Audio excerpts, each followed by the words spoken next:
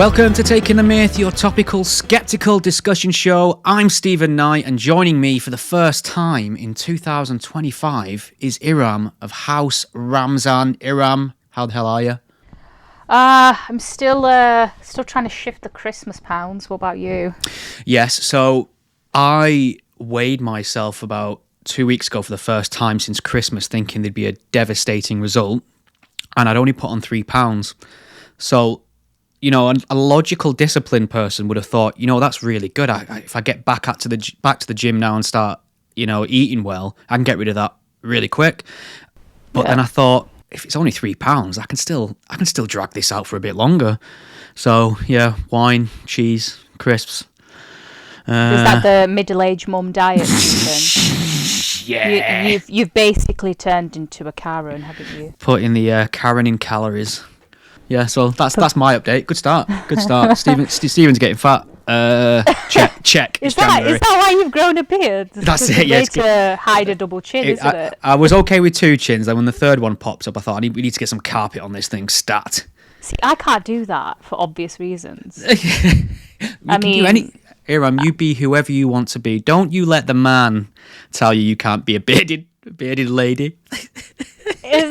Well, I mean, it's not so much as the man. I mean, first of all, my body just won't allow me to grow a beard. We can sort you out with some testosterone. Not at that rate. That's true, but I don't think I'm ready for a penis, to be honest. So right, yeah, that is an unintended side effect. So yeah, it can be awkward. Yeah. Well, okay. What are we talking about? I don't think anything's happened since we last spoke. Jesus Christ, it's going to be an hour of me whinging about Elon Musk, I think. I mean, I suppose just to plug myself, that sounded wrong, didn't it? Just to kind of promote something I've done recently. I interviewed the mighty Julie Bindel on grooming gangs. That's on my YouTube channel. She was one of the first journalists to write about it, stick her head above the parapet and notice there was a huge problem in some of our smaller northern towns with grooming gangs, etc. So that's a great interview. 20 years ago as well. Yeah, she's right at the forefront of it. So I always enjoy talking to Julie. I really like her. Two points to make about that. First of all, I'm happy that I got a little shout out from you. Oh yeah. For referring to community leaders as beardy wadies. Beardy wadies. Long-time listeners of the podcast, all 3 of them, will know that I absolutely loathe the idea of community leaders. I'm sure I'll get onto it later on as we're discussing certain topics, but this idea that certain men, and it usually is men, unfortunately, who think that they can just gatekeep an entire community as well, is just ridiculous. And it smacks of, you know, colonialism and slightly racist as well, because you don't say to white people, who are your community leaders, but when it comes to brown, to take care. Just trying to think who I nominate as white emperor. I mean, I'm pretty pale. Could I be your community leader? I mean, God knows we need more women out there. Yeah, I suppose, if you say so, whatever. Well, I'm just thinking, because should we get Elon Musk out of the way? Because the whole, I mean, it was bad enough, the kind of attention Elon Musk was drawing to himself and the kind of misinformation he was spreading. We could have filled a whole hour on that. But then he got to the stage during Donald Trump's inauguration, and for some unknown reason, just decided to enthusiastically throw a gesture which was indistinguishable from a Nazi salute. Now, I'm very tuned in to people claiming to see white supremacist gestures and symbols and salutes everywhere when it's not that. It happens all the time, and people try and falsely say, look, that person's doing a Nazi salute or something. You look at it and they're not.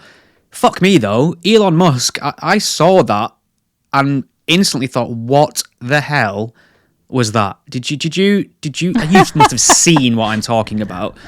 Do you know what? I don't think anyone's been talking about that. I mean, I've heard it all from it was a Nazi salute too. It wasn't a Nazi salute. Even if it was a Nazi salute, la la la la la la la. Or it was Elon Musk playing a kind of 4D chess. He knew it would send the liberal elites into a mental meltdown, and the news cycle would spiral into Nazi central. So people are giving him more credit, I think, than he deserves. I mean, if we're honest, it wasn't a Nazi salute, was it? I mean, the clip that the people was throwing around there at first kind of omitted some important context moments. I mean, for those who haven't seen it, which I'm sure you have, probably don't have to describe this, but he kind of smacks his chest enthusiastically and then throws his arm forward, palm face down, and it looks like a Nazi salute, but then he qualifies it moments later with saying something like, "My heart goes out to you." So that's the gesture. It's a gesture of a man touching his heart and throwing it to the crowd. And I've seen other people do that, but just the enthusiastic way he did it, it's like somebody had just said to him moments before, "Hey Elon, give us your best, most Hollywood accurate impression of a neo-Nazi throwing a salute." And that's what he would have come up. You would have gone full marks, nine out of 10 marks. You would have said for that. 9 marks. 9 marks, 9 Deutsch marks, out of 10 for that Nazi. So let's be honest, it was weird. It was strange, and I think, unlike other instances where people are claiming to see white supremacist symbols everywhere, this one did deserve some level of scrutiny. However, I think people need to be more realistic and more charitable. People are just so committed to the idea that he chose Inauguration Day to just kind of come out as Hitler. So I don't know. He's very awkward, isn't he? He's on the spectrum. He's a bit of a dork. I think the moment got to him. Maybe the high levels of ketamine in his blood system. I don't know what was going on there, but yeah, he's got something going on. I mean, I don't think it was a Nazi salute, but it just looked ridiculous what he did, and I also think that a lot of people have been saying that, oh well, he's on the spectrum, he is a bit weird, isn't he, he's socially awkward. Yeah, I mean, I know plenty of people who are on the spectrum who still don't do shit like that. Like, they kind of know how to blend in with the rest of society. I have a friend who's extreme, like, he is proper autistic, and the stuff that he comes out with in private is just astonishing. I mean, I love him, but he wouldn't say that in public because he knows you just don't say that in public. So I feel I'm kind of gonna have to defend the autistic community out there, because they must be thinking, well, we're autistic, we're on the spectrum, we're a bit awkward. Who's leader of the autistic community as well? I'm gonna nominate myself as community leader. I'm seeing a pattern here. Every time I ask who's a leader, seems it's just you, isn't it? It's just you. I think the world would be a better place if I was just you. Any excuse leader. For a power grab. Honestly, but honestly, I do feel sorry for autistic people right now. We're probably thinking, we're awkward, we don't do shit like this. So I think, okay, I get it. Yeah, he is on the spectrum, and he's highly intelligent as well, but weird in public. But I think it's just a bit of a cop out to say that he's just socially awkward, so kind of let him get away with it. I think most people kind of have a good idea of how to behave in public, and especially when you've got a public role. Oh my god, oh god, it's like proper broligarchy right now, isn't it, with Musk and Bezos and he's gonna go Zuckerberg. He's gonna go too far now, because he had enough power as it was, and then he did the Nazi not Nazi salute. there are no lines for him of this is the line of taking it too far. There's no such thing in his mind, so it's going to come crashing down, I think. But it doesn't help as well, because you think the left may have learned that screaming Nazi at everyone doesn't go the way they'd hope, and what are they doing again? Shouting Nazi at everyone. So anyway, right, so Elon Musk, I think I'm kind of bored of the whole thing. What? I've had to mute him on Twitter. I just cannot bear reading his tweets, there's just, I don't know if you saw, but do you know when he went a little bit mental last year, just giving his opinions on what was happening in the UK, especially, that he just became obsessed with the UK, which is fair enough, because we can be really shit at times, and someone said someone had compared him to a drug dealer and said, everybody knows you don't sniff your own product, and that's what Elon seems to have done. He is a Twitter addict, and it's not doing him any favors, for sure. No. I'm getting bored of that place now a little bit. I'm digging Substack a little bit. I can expand my thoughts at length. There's a slightly better culture over there, so we'll see how that goes. Right, do we want to talk about Trump's inauguration and the executive orders that he signed? Do you think that might be worth picking up? So Trump's in power, and he made some promises in the lead up to the election that he was going to basically scorch the earth of gender ideology. And a lot of the time I kind of think Trump talks a good game but doesn't deliver. The executive order he signed on gender ideology, I've read from start to finish. I've made a video about it on my YouTube where I go through and analyze it.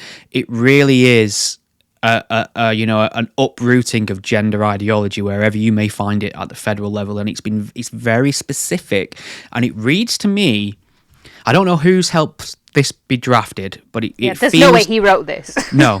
I mean, which you probably wouldn't expect him to, but the person who has put this together is not somebody who's a reactionary or isn't versed. It is like, choose your ultimate turf fighter from the UK. It feels like Helen Joyce could have drafted this, and it's so laser sharp in terms of defining what it means by sex and gender and woman, and at what point those things collide with reality when you start inserting the word gender in there. And it's removing it from everywhere and bringing everything back to just sex-based reality. It feels crazy, but it's where we already were several years ago, before this ideology kind of stuck in and started causing a mess everywhere.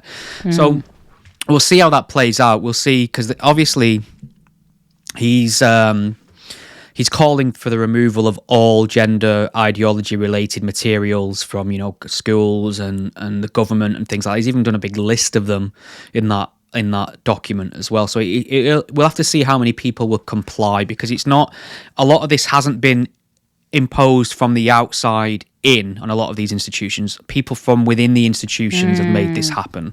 So these institutions have an ideologue problem that needs sorting. So we'll see how they get on. But it's over for gender ideology in the States. I think they've just decided to wrap that in a tissue and throw it in the bin a lot quicker than Turf Island has anyway. Yeah, I think it's astonishing that we need to do this in 2025, but whatever. But I did read that there had been some responses to this. So Keelan Baker, who's the executive director at the Institute for Health Research and Policy at the Health Services Network, Whitman Walker, said that it was shockingly out of step, and said that we're accustomed to thinking of sex as a fairly simple, binary, immutable thing, but science tells us it's not that simple. Fucking hell. It's in fact a complex cluster of multiple traits. Seriously, it's... You know what? You either have a complex cluster of multiple traits as a male, or a complex cluster of traits as a female. They're the distinctions. Yeah. There is plenty of variation in a lot of ways, but there's variation within the category of female and there's variation within the category of male. It's binary. It's done. It doesn't mean you can't live your best life, Yas Queen, and identify, slay however you want. But the rest of us aren't required to play along anymore. That's all that's changed. It's gone too far. I feel it's the ideologues that have done this. It's the activists, the most obnoxious people on the planet who you give an inch to and they take a yard. That's the problem we've got. No one had an issue with people cross-dressing or transsexuals as they were known. And then all of a sudden it became, actually, this is an almost... mythical soul-related gender issue, and these people not only are transsexuals, they're transgender, in fact, and not only are they transgender, they're actual women, indistinguishable from natal women, and then therefore they must have access to women's single-sex spaces, or be nominated in the actress category at the Oscars, which has just about happened. to mention that. And we all have to go, that's fine. No further questions. Sure, yeah, that makes perfect sense. Yeah. Why wouldn't a man who's been born and lived a man his entire life now says as a woman be nominated as an actress? Why wouldn't that? It's so daft and religious. They've been told to get fucked at the highest office on the planet now, and I'm loving every second of it. Yeah, I mean, 95% of people out there would also say man is a man, a woman is a woman. It's only that minority who are promoting this absolute nonsense and expecting us to go along with it. And basically lie not just to everybody, but to lie to ourselves as well. And the interesting thing is that this week as well, there was a news story about the number of children and young people in England with a diagnosis of gender dysphoria, and apparently it found that these diagnoses have risen 50-fold over the last 10 years. What a shock. Yeah. I'd be interested to it's going to be interesting to see if what happens in America is going to catch on here, because what's that saying, when America sneezes, the whole world catches a cold. And this nonsense, I think, kind of started over there, so it might trickle down, who knows. I mean, it will take I think a different party getting back into power to produce anything as emphatic as Trump's executive order. You're talking the Conservatives, or perhaps Reform. The Conservatives allowed this kind of nonsense to happen under their rule. They're in power for 14 years. Okay, fine, the first couple were in a coalition, but they've had all this time in power, and they did absolutely fuck all to refute this nonsense. It's only now that they're in opposition, they've got all high and mighty and saying what we must and must not do. Well, where were you for the past decade or so? Yeah, I'm having my doubts about Kemi Badenoch now as well. In a sense, I mean, I was really enthusiastic about her for the the Conservative leadership. I thought she's got a good shot at being our next Prime Minister. I was always very impressed with her and her knowledge, and now she is the leader. Whenever I see her go up at PMQs, she kind of leaves a few easy open goals for Keir Starmer, and I'm thinking, is this an experience issue? Have you bottled it? What's going on? So we'll see. It could be an experience thing, I think, but also I think a lot of people are just so dissatisfied with mainstream politicians and the three main parties. I mean, well, now Reform is polling sort of number one in certain issues now. They're seen as like the main opposition to Labour now. Forget the Conservatives. Conservatives are finished. It's crazy though, because I don't think my politics are that weird that a mainstream party wouldn't represent me or speak for me, and none of them do. Like when I look at Reform as well, I mean, sure, they're completely anti-woke. Check. They claim to uphold freedom of expression like no others. Check. All these things are really important to me. But then you start scratching the surface a bit more, and it's anti-vax crankery. It's World Economic Forum conspiracy theories. It's Christian nationalism. It seems like they're not very serious people, a lot of the people in and around that party, and I just wouldn't want them in power. You look at, I did read the manifesto, and it's got a thing in there where they're going to pledge to look into vaccination harms. And that's only there to satisfy the conspiratorial contingent of their support, because we already look into vaccination-related harms. So they're kind of implying there's been some kind of cover-up about COVID vaccines. So I don't know. None of them represent me. I don't know who I'll be voting for next time. I don't know about you. Yeah, I'm politically homeless as well. None of those parties represents any of my views. I didn't vote in the last election. Couldn't bring myself to vote for any of them. But I think the bigger issue is how little trust the public has in our institutions, and authority figures, especially mainstream media.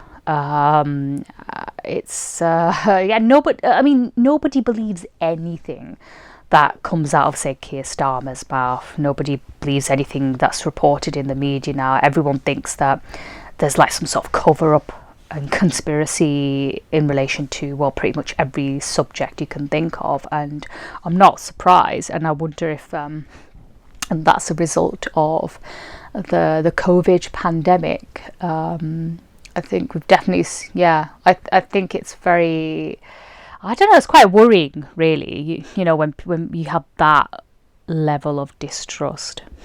Do you think then, because I completely agree with everything you just said about that, and it might tie us back into, if you want to move on, that is to the Southport killer. That's what I was thinking of. Who's just been jailed. Now, before we get into the details and everything related to that, just to tie it into your point about conspiracy and misinformation, there was a lot of conspiracy and misinformation that filled the vacuum between him being charged and his sentencing, because as a journalist, and I know as a fake journalist, that there are rules and regulations that have to be held to for very good reason. A lot of the general public don't understand that, and I'm not saying the general public are ignorant, but it is quite an esoteric thing, isn't it, to understand court reporting, to understand journalistic law and best practice and the legal system. It's not common sense necessarily. And I suppose my question is, do you think it's sort of incumbent upon our leaders to better explain this? Because I don't remember anyone getting in front of camera at the time from the highest level and reiterating exactly why we can't give you all the information. I mean, there is no excuse for conspiracy theories as far as I'm concerned, or, smashing towns up or throwing bricks at police officers because of this. However, do you think maybe there could be a better effort to communicate the reasons to it? I think definitely, especially when it was something so horrific as the Southport attack, with all those poor children, mostly girls, who were stabbed and murdered for what? And that prompted. Sorry to interrupt. Did you read? I mean, sorry to interrupt, but just the after the sentencing, because obviously we got to hear a lot of the impact statements, and we got to hear a lot more about the specifics of the injuries and the way these girls were killed, and it was horrifying. And I think one of the Sky News reporter who was reading this information out from outside the court actually broke down in tears and couldn't continue for a little moment or two. I think this crime is of such a horrible evil that I do think it's probably changed the nation in a lot of ways. I think so. And there was this one statement that I read about one of the girl's fathers who said he just could not recognize her after the attack. I mean, people have been talking so much about the killer, what his motives were, where he was from, and those are absolutely valid questions. I think we should examine everything, but I think a lot of people are just they're just so busy point scoring that I think they've forgotten that innocent children were killed. And let's think a moment about the families here. They'll never be able to hug their little girls at night. They'll never be able to see them grow up. And we're losing sight of that. But in terms of when we were talking about like the misinformation, whether the authorities could have said something, I think for sure, because I remember Nigel Farage, he asked in a video which he posted on X saying, was this guy being monitored by the security services? And I wonder whether the truth is being withheld from us, because he was dissatisfied with the police's announcement that the attack was not being treated as terror related. And obviously we know a lot more now that they did know at the time. And it just astonishes me that some things were not said at the time. And then it's fair enough that, yes, when a suspect has been arrested, charged, and is awaiting trial, there is, there's a lot that you can't say because you might prejudice their trial. Yeah. And I think Americans don't understand that because they don't There's have a lot that. Americans don't understand, by the way. I've noticed. Sorry, our one American Sorry. fan. So you know, the former head of counter-terrorism policing, Neil Basu, was particularly critical of Nigel Farage and said he was giving succor to the far right and undermining the police and creating conspiracy theories. And he also said that public figures should keep their mouths shut. And you know, this is the same person who, by the way, accused Elon Musk of trading in dangerous rhetoric about Britain's grooming gangs. And you know, I think the problem is that the more you say to those people, oh, shut up, don't say anything, you know, the more that people feel that a cover-up is underway. And that's the problem that we've got right now. Since that attack, a lot of the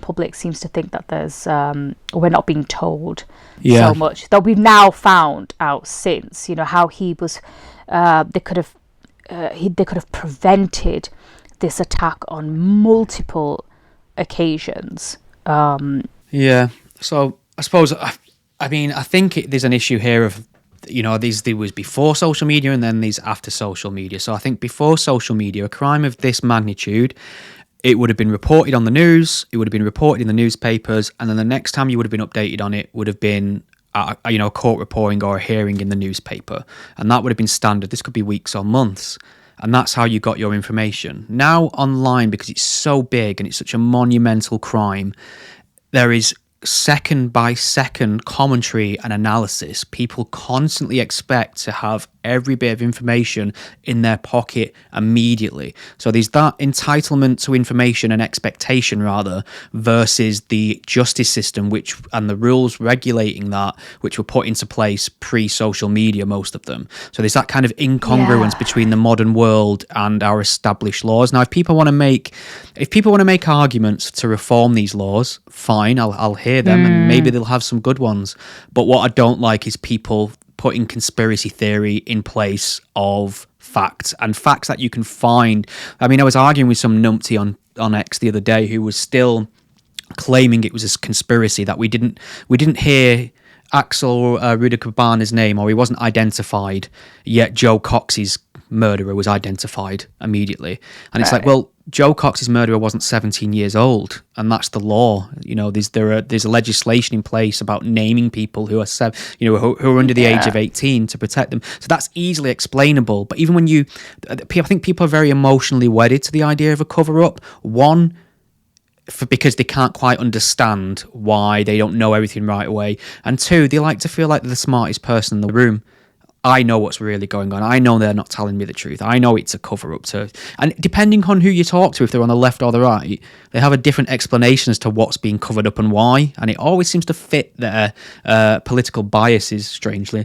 Yeah, they seem to, like, there are some people who seem to think that we're not being told, like, this is some sort of Muslim extremist, as if like everyone in the UK government is an Islamophiliac who just loves Islam and doesn't want to attack Islam, and that, oh, the media loves Islam, which they don't.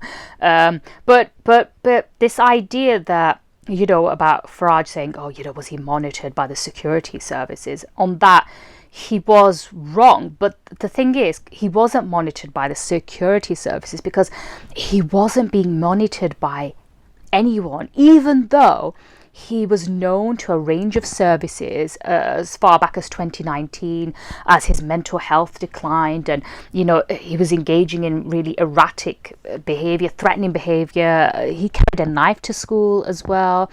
You know, there were a couple of stories that the papers ran with, in which they spoke to, I think, his former classmates, and some of the girls said he expressed some really, really disturbing things. Yeah. And then obviously, you know, there were the referrals to Prevent as well.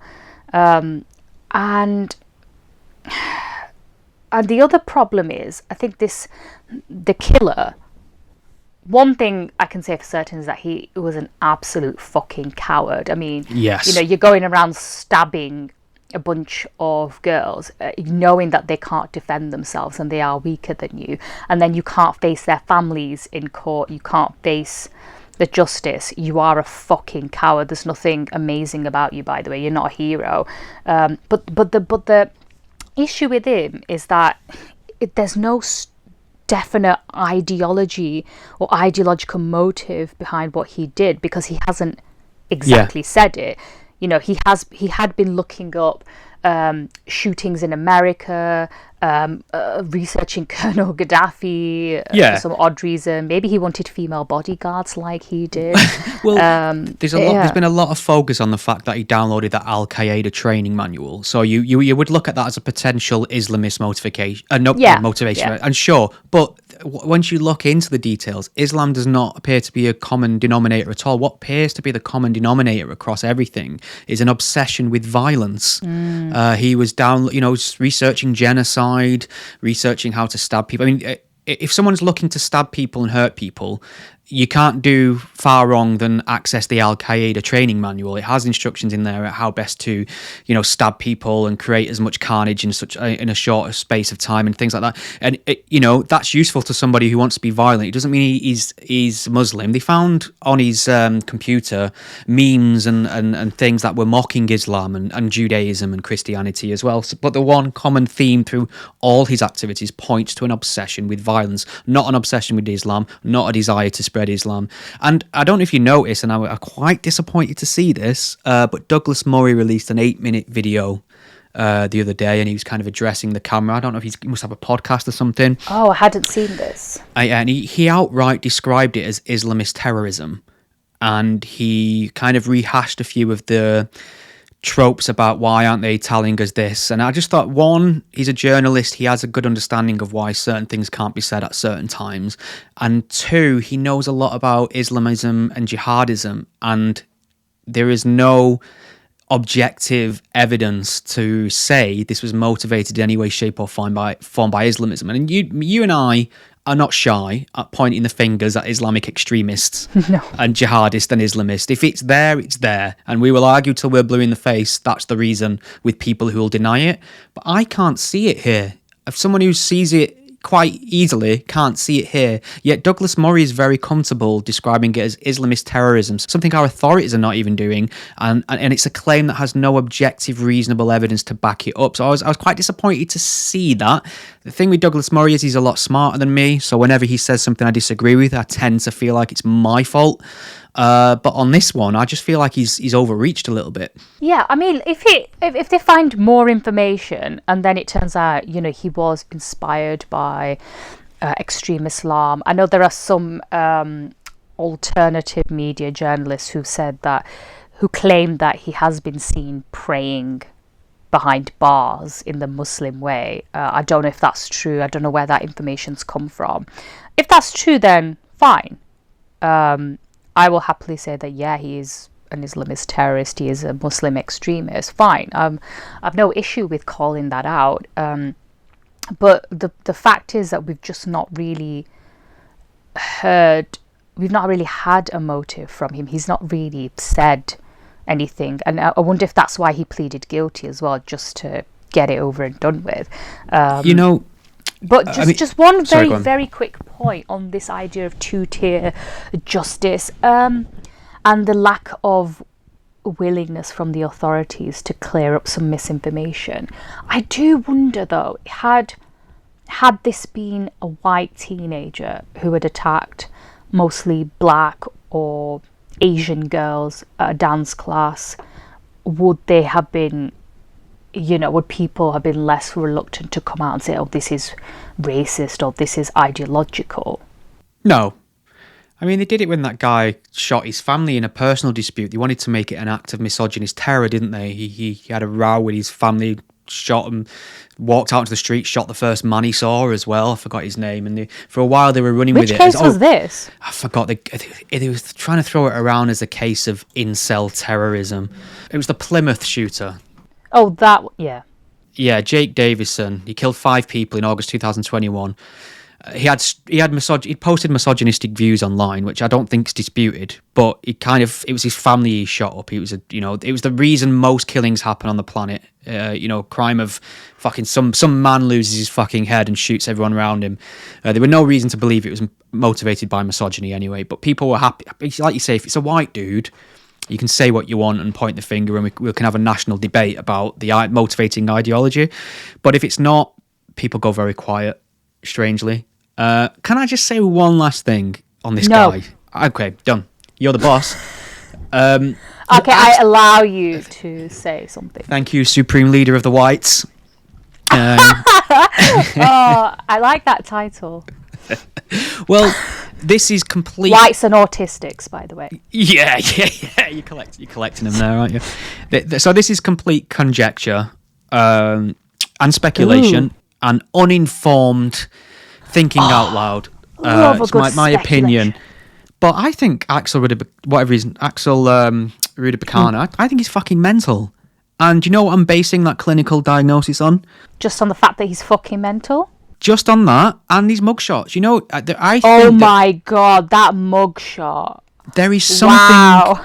There's something very innate in the human body, I think, where we can recognise signs of mental illness or danger. I'm not linking the two. There's people who have struggled with mental illness all the time and are perfectly reasonable people. I'm talking about the kind of mental illness that leads, like violent violent psychopathy I'm talking about here. Sometimes all you've got to do is get a mugshot up of a serial killer and you're like, yeah, of course, obviously. He looks murdery. Fucking obviously. Proper rapey look in his eyes, yep.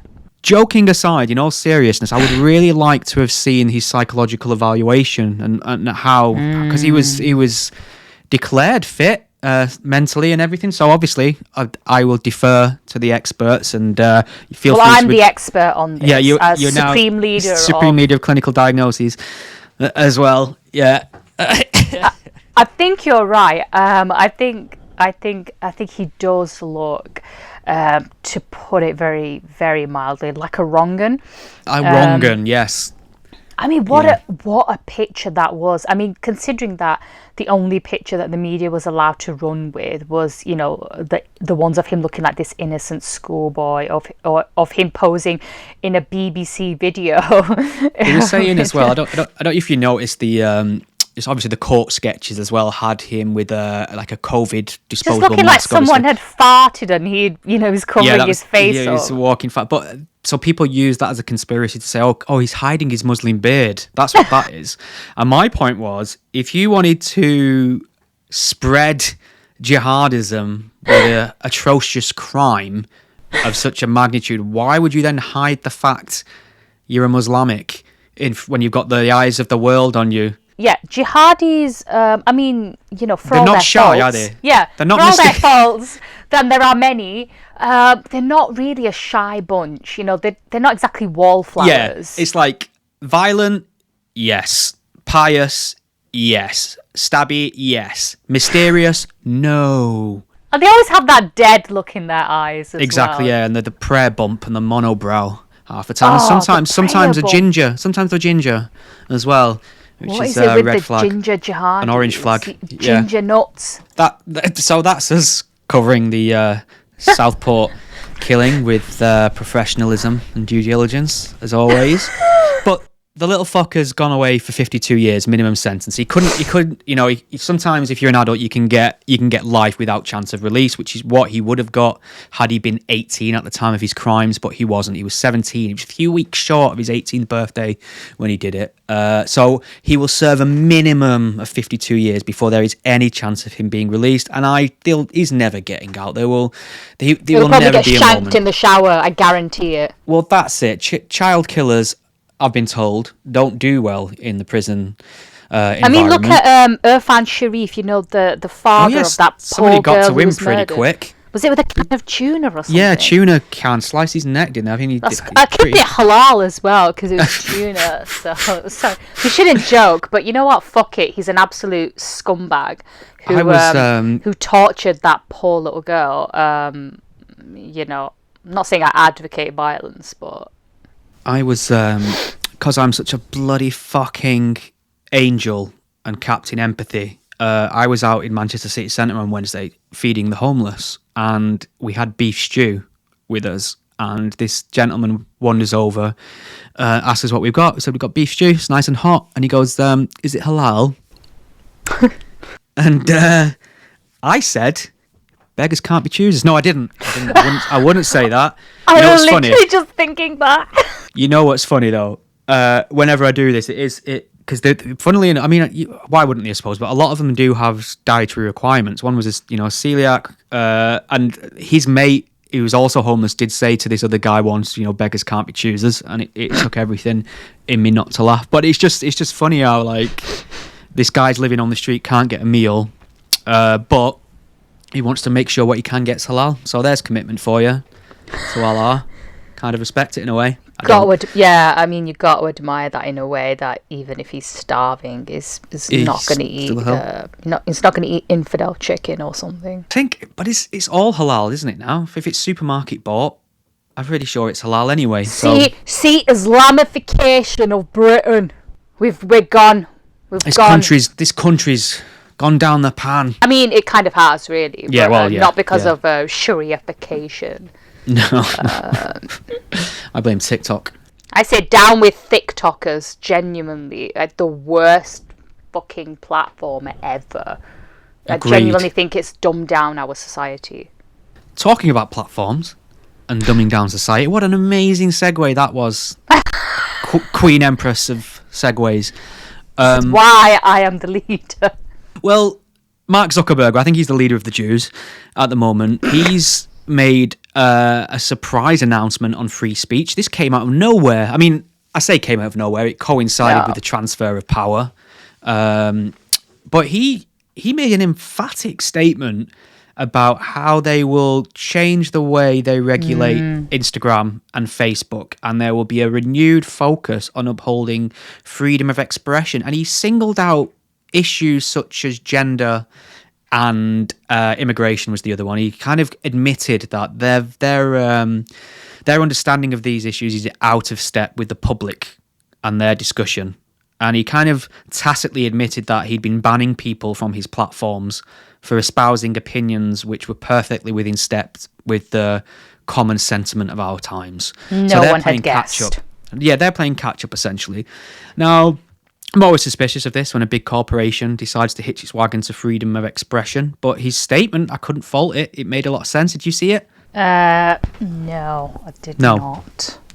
I know they said they'd end their third-party fact-checking program and loosen their hate speech restrictions.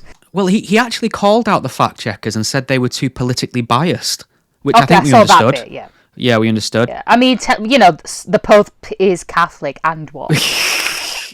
And they, for a while, anything that was political in content or nature, its visibility was reduced on their platform because they wanted to kind of not have it be a political kind of free-for-all, which obviously, when they say political content was, had reduced visibility, they're talking about right-wing stuff, I would have thought. And this is an interesting one. They're moving their trust and safety team from California to Texas, and they're doing this to combat the perception of political bias, because there was this idea, wasn't it, that it's just ultra liberal, progressive Silicon Valley elitists that were running everything. Their oat milk lattes. Yeah, again, telling us what we can and can't say.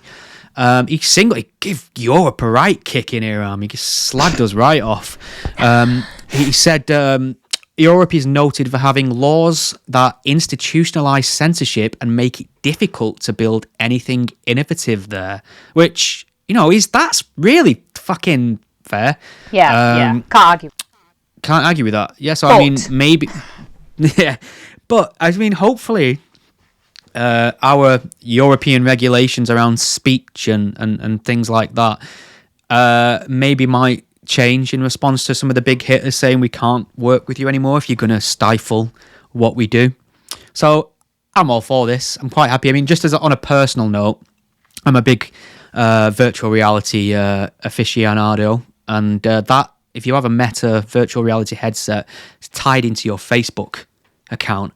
And what people were finding is if they got banned from Facebook for commenting or wrong thing, they'd then lose access to their VR games library. So they could have amassed hundreds of pounds worth of games and apps on there and not be able to access them anymore because they called somebody a retard on Facebook, maybe.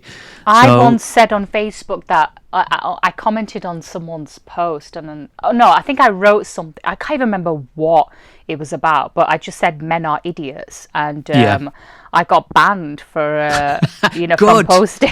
You misandrous fucking for my hashtag facts. Okay, not there's all men the fact checking for you.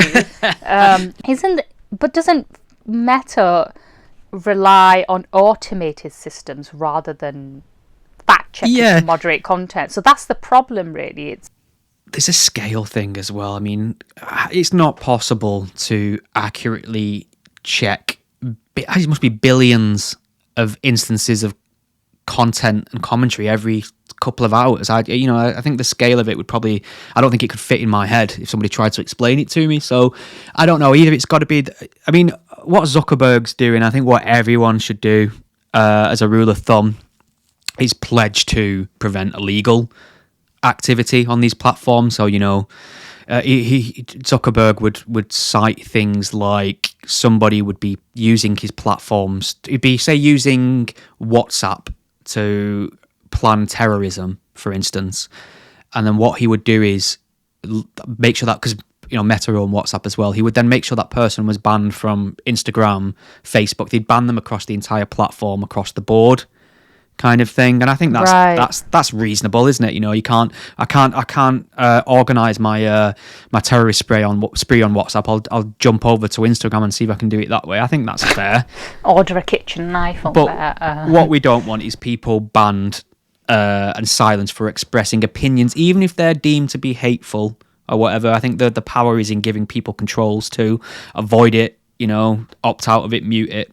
I think he saw which way the wind was blowing, knew Trump was coming to power, and thought it was time for him to kiss the ring. Basically, I don't think his reasons are altruistic. I mean, they could benefit us. You never know, but I'm just saying I don't think it's all about free speech, because if it was, why did it take him so long to decide, oh yeah, you know what, I actually like free speech? I mean, did you see that footage of him looking at Bezos' wife's cleavage? I saw that. I'm not convinced the angle of trajectory on those eyeballs with her cleavage. I think because if you look, they all appear to be looking at something happening behind her. But yeah, he's been stitched up there. He's been stitched up, but yeah. So it's going to be interesting in the next 4 years, see what happens there. I mean, like you, I'm suspicious of big corporations pledging to certain principles. People fell for it when it was woke stuff. The companies claiming to care about social issues. They didn't. They just saw it as capital to sell more, fucking bagels or whatever it is they were trying to flog, or ice cream. As soon as it becomes bad business sense to say, you put out the pride flag every year and ask your staff to announce the pronouns, they'll stop doing it. But I would like that's. Sorry, go on. Well, what I was saying is I would like to see more of that in the UK, where DEI initiatives are stripped right back, because I just think, and this isn't to be confused with equality and treating everyone with respect and dignity in the workplace. I'm all for that, but these DEI policies are so regressive and cause so much division in the workplace that I just think we need to get back to just go in there, do your job, be respectful, abide by the company's policies, but let's not have a workshop for 4 hours about how white people are evil, because that's not going to be good for morale. It's not, and also you don't need a workshop. I could just tell you all white people are evil. I've seen your PowerPoint. Yeah, I've seen your PowerPoint presentation on the evils of whitey. It's quite good. It's quite good. Also, can I just say, it's amazing how many people are like thanking Elon Musk or Zuckerberg for all these decisions that they're making, and yeah, maybe there's some truth to that, but at the same time, they're behaving as though these are oppressed people are finally standing up to the political elite. Yeah, they're fine. There is a political elite, but these people are still part of the elite. These are the richest men in the world. If you're, I mean, as a richest man on the planet, if you're not part of the elite, then I don't know who is. And I mean, I've referred to it as the broligarchy before. I think we should just be very careful. I mean, I know in the UK especially, when Elon Musk did raise the topic of grooming gangs, again, nice little segue, a few of the victims were saying that, we do thank him for that, because for too long we've been ignored, victims have been ignored, none of the perpetrators have been punished, or the authorities who failed, they haven't been punished. So thanks to his interest, people are now looking into this subject again. Agree, but fuck Elon Musk for making me feel sorry for Angela Rayner. Imagine Angela Rayner's morning. You wake up, morning, fucking morning, everyone, fucking working class me. Fuck Tory scum. Fuck Tory scum. Let me just check X, see what's happening. Oh, fucking hell, most powerful, richest man on the planet says I'm a rape genocide apologist. Oh no, that was Jess Phillips. It's Jess Phillips. Oh yeah. Oh god, yeah. Fucking for making me feel sorry for Jess Phillips. Hashtag fact checker. Shit. Been fact checked, but I saw you Queen Emperor fact checking as well. Yeah, sorry, Jess Phillips. I don't know why I got them two confused. Yeah, Jess Phillips is from Birmingham. That's even worse. Birmingham. But yeah, I've had my issues with Jess Phillips along the way, and we all have. And she still didn't deserve that. Here's my issue. So if he could have just gone on that day. Can you believe this happened in the UK? Can you believe all these girls were raped? Can you believe the authorities did nothing? Can you believe there still hasn't been a national inquiry? Can you believe, the Labour, it was mostly Labour councils. He could have done all this and it would have had the same impact. He doesn't need to say that Keir Starmer is directly responsible for the cover-up, or that Jess Phillips is a rape genocide apologist. It was really irresponsible of Elon Musk to say that about Jess Phillips, regardless of whether you agree with her politics or not. It would have put her under danger, basically. Well, yeah, they arrested somebody for credible threats against her as well, not long after. I think some of the threats were made before Elon Musk had done that. I would like to know the nature of those threats, because what exactly was said, how serious was it made before or after Elon Musk? So I think we should be careful here. But I think we should very briefly talk about the issue of the grooming gangs in Britain, because it seems like no one else, there's no other subject in England that anyone can discuss right now except these horrific crimes that have been committed for several decades. I think people need to really I know it's horrible, but I think they need to read some of the impact statements and the details of what happened, because when you say grooming gangs, it hides what it really was. A lot of people are referring to them as rape gangs now. Yeah, exactly. It was rape and torture, repeated. It's the most horrendous, depraved act that you can imagine humanity is capable of was included and involved, in this. And I just think people probably don't understand the extent of it. But people still, I mean, I don't know how I feel about another inquiry. It just feels like it feels like, well, great, we know what we knew again. What we're going to do about it. Still, the question still is, what are we going to do? Is there any way we can seek justice for these injustices still? And, are we going to implement any recommendations of the J report, which we haven't had? So I don't know.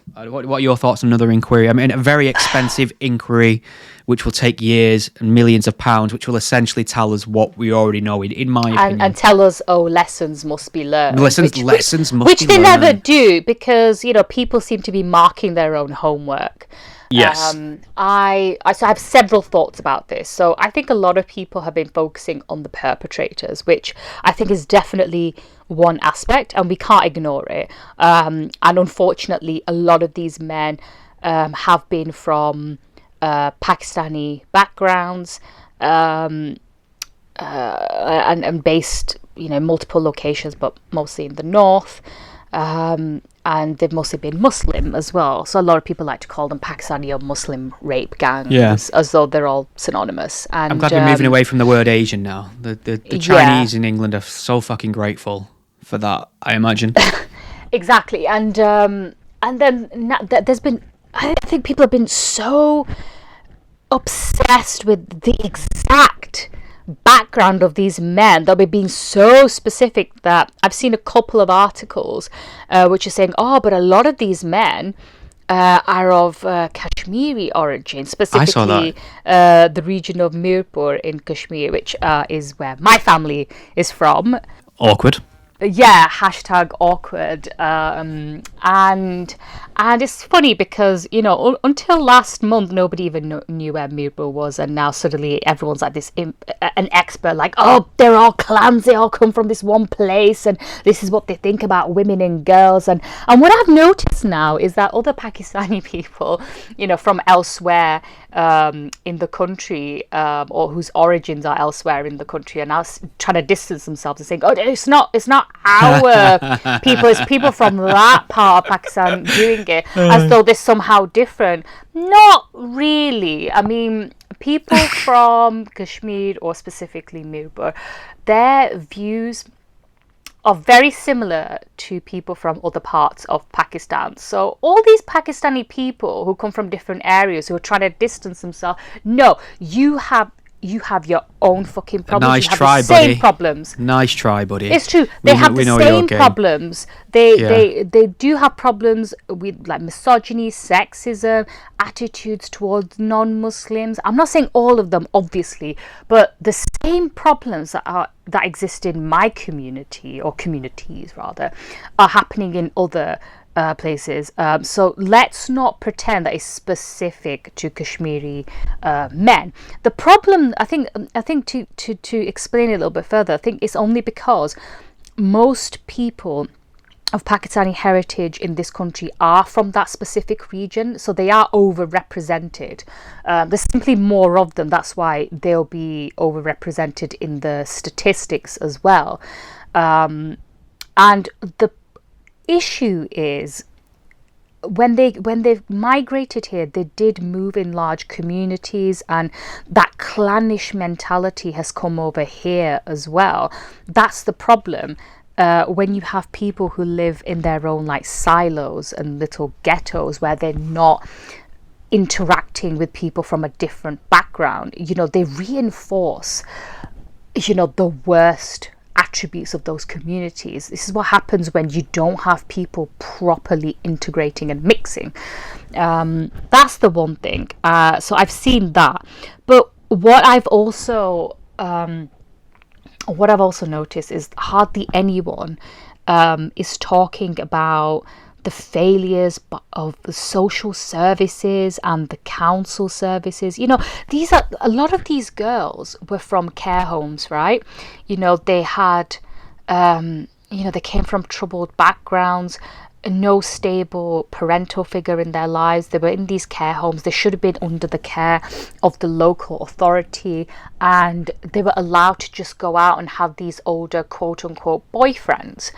And you just think to yourself, do these social workers, do they have children of their own? Would you let your own child go out like that? Would you let your own child have an older boyfriend? No, you wouldn't. And the problem is that these girls, because they were from a working class background, they're from a white working class background, they were just seen almost as subhuman, treated as slags. Oh, look, this is just what they do. They're basically prostitutes. And I was just like, they're children, for fuck's sake, they're children. How can you say that about a child? Yeah. They did not make that choice. You know, we're always told that children can't consent. And yet we're talking about these girls as though they consented to being pimped and prostituted and sold, for fuck's sake. I'm so angry. I was going to say, it's infuriating enough as it is on the face of it what happened, but when you factor in that the people who were best placed to liberate them and protect them were actually complicit, it like you say, anger is appropriate, for sure. We have just gone over an hour. Do we pick another topic, do you reckon? What topics do we have left? Spin the wheel. I think we've either got Michael Owen's favourite movies. He's done an article where he's revealed all, or which you helpfully sent me the other day, and I was like, "Oh, that's great." Yeah. Or we've got the Afghan cricket team controversy. Calls for boycotting the competition. Some cricket shit because of, I'm assuming, the Taliban. I'm not a cricket fan. I don't know how you feel about cricket. I love cricket. Yeah, is that you, Queen Emperor of cricket as well? Yeah, I mean that would be the preferred sport of choice once I get to power, and the first thing I'd do is fucking ban the men's Afghan cricket team. Tell me why. Tell me why. What have you done? See, I'm not usually a big fan of banning teams, to be honest with you, especially in sport, because it's rarely the fault of the players if their government is an absolute piece of shit. So the Iranian teams can play in global sports and no one has an issue with that. People will say, oh well, we allow Israel to participate when they don't agree with them being included in certain sports or competitions like Eurovision, and I get that sometimes, where exactly do you start? Where does it stop? How do you decide? It's all arbitrary, and it's true, but at the same time, I just think it's the way the Afghan government, the Taliban, treat women. I mean, women are now not even allowed to talk to one another. Yeah. They're not even allowed to. I mean, one of their latest edicts was that they couldn't appear before windows in case they were spotted by a man. Me. It's beyond Handmaid's Tale stuff now, and the way they treat. I mean, we have literal sexual apartheid in Afghanistan right now. Women treated worse than animals, and where we've done absolutely fuck all about it. And yeah, people might argue, well, banning the Afghan cricket team, will it actually do anything? It might not change anything. But the fact of the matter is, the Taliban do use them as a tool of propaganda, and the Afghan cricketers have been seen posing with senior Taliban members. Shit. They've attended their weddings. They're happy to be used by them, and some people might say, oh well, maybe they don't have any choice, but whatever. Where I understand that when it comes to boycotts, where do you draw the line, basically? And I think if you're a country that's treating women worse than dogs, I don't think you should be allowed. It would send a message out there. Yeah. And the ICC are breaking their own rules. I mean, they were saying that countries should have a female team as well. Like if there's a men's team, there should be a women's team. And obviously, Taliban won't let female cricketers play. I've been I've got a long-standing thread going on X with, I don't know if you're aware of Yvonne Ridley. I saw that. What an absolute twerp she was kidnapped by the Taliban in 2001, held for 11 days while she was working as a journalist for the Sunday Express, and she's clearly got some sort of Stockholm syndrome regarding it. She was treated well, apparently, and I think she's converted to Islam. She just has a thing for brown men, basically. Yeah, but there's some weird Muslimic fetish going on here for sure. Is my personal opinion, protected under free speech laws in the UK. But she's basically, what happened is she converted to Islam in 2003. I'm just checking her profile now. And when the Taliban started coming back into power after America withdrew a couple of years ago, she basically was posting out sentiment about how people were overreacting by claiming that it was bad news for women, that women were treated badly. She was kind of saying, I wasn't treated badly, the Taliban leaders used to joke about how their wives were the boss. Chottle. And every single fucking week since the Taliban took over, one more right or dignity has been stripped away from the women in that country, and she said fucking nothing. And I've made sure to post every single story underneath, like, hey Yvonne, is this thing still on? Anything to say about this? I think she responded. No, of course she hasn't. I mean, the IC... Has she not blocked you, though? The international courts have issued an arrest warrant for the leaders of the Taliban for crimes against women. Yeah. So it's like, it's pretty serious. But she's kind of checked out on the issue and won't... Well, she was very... She at the first time I brought it up to her, around at the time, she was very condescending of me and quite rude, obviously. And now she's just ignoring me. But I mean, I would be rude to you as well. well, sure. But you're allowed. You get a free pass being Emperor Supreme of all things leader, yeah. white. Yes, supreme leader of Whitey. Is there anything else And you want to pick up on? Autistics. And Autistics. And there was something else, but it's gone now. He wasn't leader of Michael the Owen? Jews. That was Zuckerberg, wasn't it? He's leader of the Jews. I suppose. Could I also be leader of the Jews? I think yes, you can. Yes, you can. So yeah, fair collection you've got going there. I'm looking forward to seeing what you'll do with this unlimited power. Swiftly moving on. Have we got time to talk about Michael fucking Owen? Yeah. I mean, I remember seeing that, and I had to send you the link.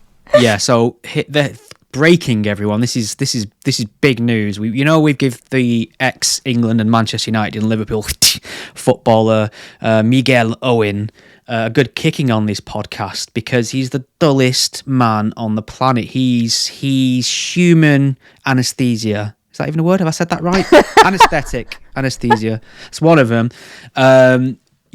Before any kind of invasive procedure in the hospital, just have a quick chat with him, out like a light for the duration. But in one of the most inflammatory admissions that Michael Owen has publicly made, he admitted to the fact that he never watches movies. Never. Doesn't find him interested. He's seen like a handful in his life. So helpfully TalkSport did a little feature with him where Owen ranks the only 8 movies he's ever watched. Should we go through them? I think Michael Owen needs to discover Bollywood. Yeah. That might help his love of movies. Bit of song and dance. Hearing him rank them was almost a crime against humanity as well. And some of the rankings for some of the movies were pretty outrageous as well. So we actually, some of the movies are... So, I mean, we can just list them all because there's only 2. Basically, Rocky, Heat, Ghost, Jurassic Park, Cool Runnings, Seabiscuit, Karate Kid, Boris Gump. Can I just say, and I'm probably going to get slated, I've actually not seen all of those movies myself. Fuck me. Okay, I mean, I might let you off the Seabiscuit. You might get a pass on that. Yeah, fuck Seabiscuit, right? But you know what? That's been my mission this year. Call it a resolution, but I should watch those movies. I mean, I've seen Forrest Gump. Right, okay. Get Heat on your list because that's. I've seen Jurassic Park. Right, get Heat on your list. That's Al Pacino and Robert De Niro at their best. It's a I do like thriller. them. I do like them, so I should watch it. So a couple of there's a handful of films in there that are generally considered classics. So I would say like Rocky, Heat, Jurassic Park. But Forrest what Gump. rating did he give Rocky? So Rocky, and I quote, Rocky 1. That was an average one. They got better with Rocky's... They got better, I'm assuming, as they went on. 3 out of 10 for Rocky, from Miguel Owen. Heat. What did he give Heat? 5 out of 10. Heat's generally... I mean, let me just have a quick look at IMDb for Heat. Right, so Heat, 1995. IMDb gets 8.3 out of 10. So Owen wasn't moved about that. Seabiscuit, I'm not too bothered about. It's not really a mind. Jurassic Park fared quite better. 7 out of 10 for Jurassic Park from Michael Owen. Did you say you haven't seen Jurassic Park, by the way? I've seen Jurassic Park. Oh, thank God. Okay, having a little panic attack. I've also now seen Terminator. Which one? First one. I took my dad to the cinema to see that tail end of last year for the 40th anniversary of that movie. I love that film. Did you like it? Or was it underwhelmed? My dad's seen it. The thing is, we've seen it a million times, but it was the opportunity to see it together at the cinema. You know, Dad and Sunday kind of thing. I mean, he did really enjoy Karate Kid, which he gave 8 out of 10 and described as good. Great. All right, well, tune in next time. He has a way with words. More Michael Owen updates. Hear it here first. He's the generic default computer game character before you do anything to it. That's who Michael Owen is. Wait, did I say I watched Terminator or RoboCop? Oh, fucking hell, you said Terminator. No, I meant RoboCop. Oh, for fuck's sake. Right, RoboCop, Iram, is the one with the robot cop. Terminator. I mean, they're both fucking robots. Is the one with the Terminator in it. Just FYI. Please, can we cut this bit out? Fuck no.